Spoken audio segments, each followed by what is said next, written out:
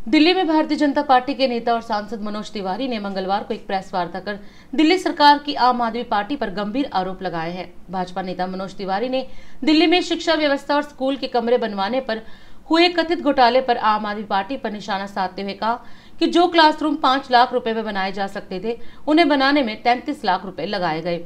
इतना ही नहीं, शौचालयों को भी क्लासरूम के तौर पर गिन लिया गया। मनोज तिवारी ने आरोप लगाया कि दिल्ली में बच्चों के लिए बनाए जा रहे स्कूलों की संरचना कमजोर है, इससे बच्चों की जिंदगी खतरे में है। आम आदमी पार्टी अरविंद केजरीवाल गैंग के भ्रष्टाचार की भूख ऐसी है साथियों, जो खत्म होने का नाम ही नहीं ले रही है।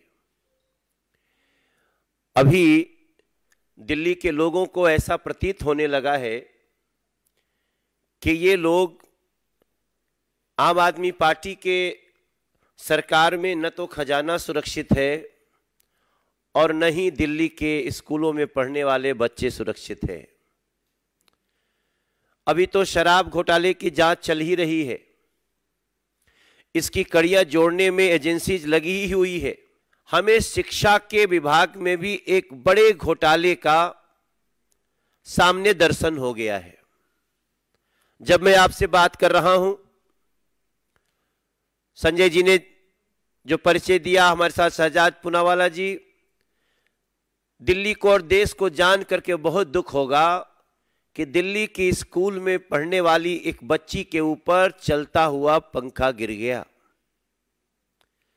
नांगलोई की वो बच्ची इस समय अस्पताल में जीवन और मौत से जूझ रही है। अभी भी उसकी स्थिति चिंताजनक है। ठीक 2 मिनट पहले भी मेरी वहां उपस्थित लोगों से बात हुई है, लेकिन सवाल उठता है कि ये पंखा गिर क्यों जाता है, ये गिरने का सिलसिला ऐसा क्यों चल रहा है दिल्ली में।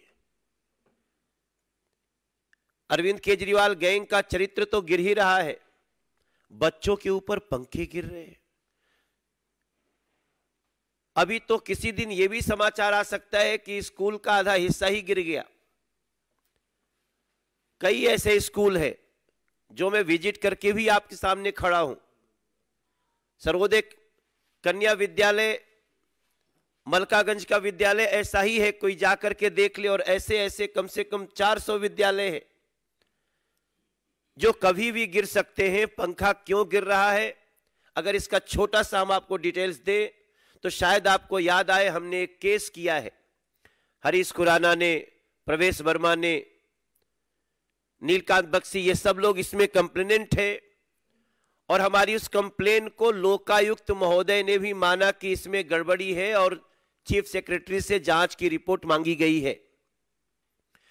लेकिन आपको याद होगा, हम लोगों को ये आवाज उठाने के कारण हमारे ऊपर मानहानि का मुकदमा दायर कर दिया।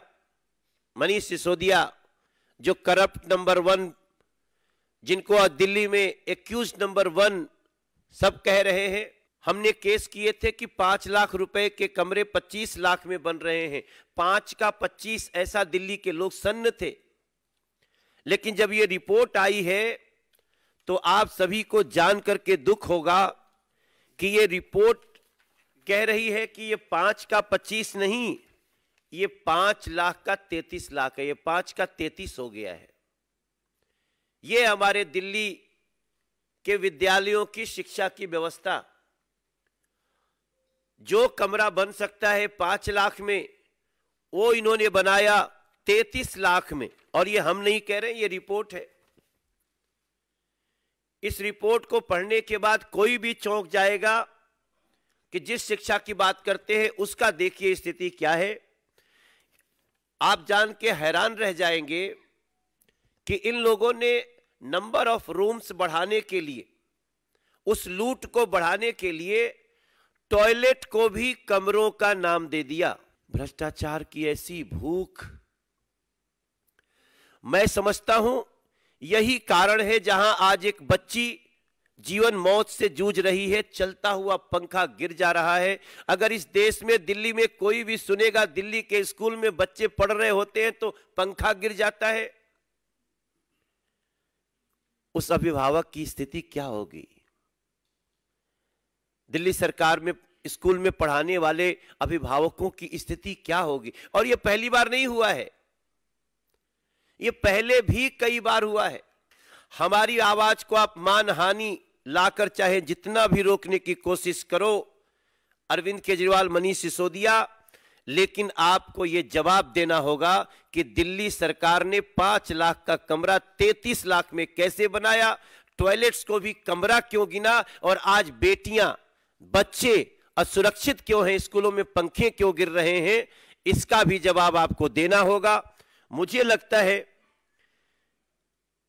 कि इस बात को उठाने के बाद निश्चित रूप से आम आदमी पार्टी इसका जवाब देगी, लेकिन जवाब इसी मुद्दे पे देना चाहिए।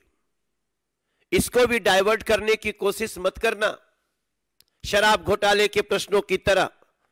आपको इसका जवाब देना होगा, क्योंकि इसका जवाब मात्र मनोज तिवारी या शहजाद पूनावाला, संजय मयूख नहीं चाहते, इसका जवाब दिल्ली की जनता चाहती है। और अधिक खबरों के लिए आप हमारे YouTube चैनल दैनिक इंडिया दर्पण को अभी सब्सक्राइब करें और नोटिफिकेशन के लिए बेल आइकन को प्रेस करना ना भूलें।